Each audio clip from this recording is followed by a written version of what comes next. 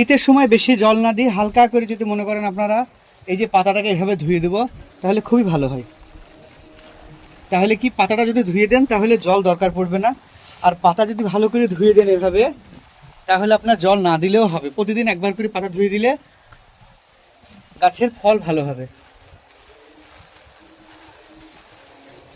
আর যদি কেউ জল দিতে চান দেখেন কত সুন্দর করে, দেখেন পাতাগুলা, শুধু পাতাগুলা ধুয়ে দেবেন ভালো করে, তাহলে দেখবেন শীতের সময় আর কিচ্ছু লাগবে না জল।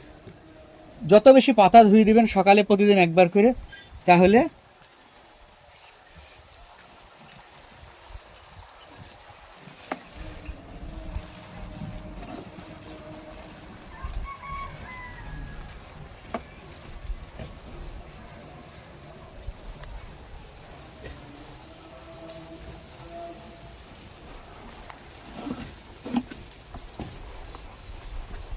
যত বেশি ধুয়ে দিবেন তত বেশি ভালো হবে। এই যে দেখেন জল দেওয়ার কোনো প্রয়োজন নাই, শুধুমাত্র পাতাটাকে ধুয়ে দিলেই হবে শীতের সময়। যদি পারেন প্রতিদিনই ধুয়ে দেবেন তাহলে খুবই ভালো হয়।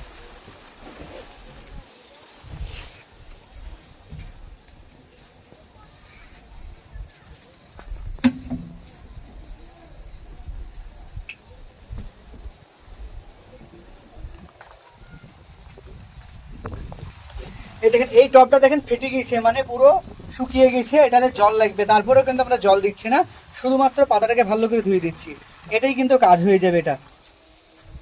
আর যদি কেউ জল দিতে চান, হয়তো প্রতিদিন টাইম পাচ্ছেন না পাতাটা ধুয়ে দিতে, তাহলে সেক্ষেত্রে জল দিতে পারেন।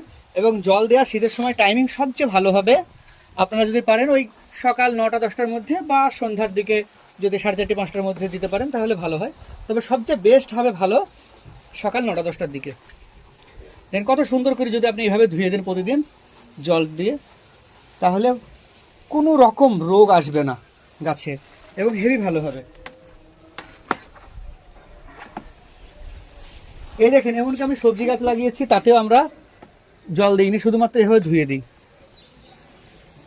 দেখেন টমেটো গাছটা কত সুন্দর হয়েছে। আমাদের এখানে মাইক দেওয়া হয়েছে, মানে একটা অনুষ্ঠান আছে, সেই অনুষ্ঠানের মাইক।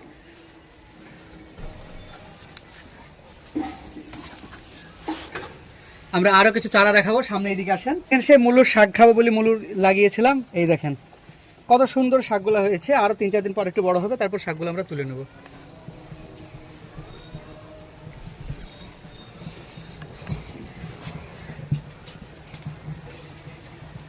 এই দেখেন বরবটি গাছগুলো কত সুন্দর হয়েছে।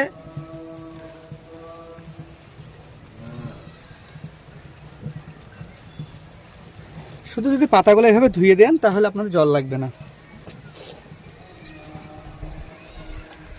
এই দেখেন দুটো শসা গাছও আছে, আপনি দেখাবো। এই দেখেন শসা গাছেরও পাতাটা শুধু ধুয়ে দেবো। শুধু যদি পাতা ধুয়ে দেন তাহলে গাছে কোনো রোগ লাগবে না।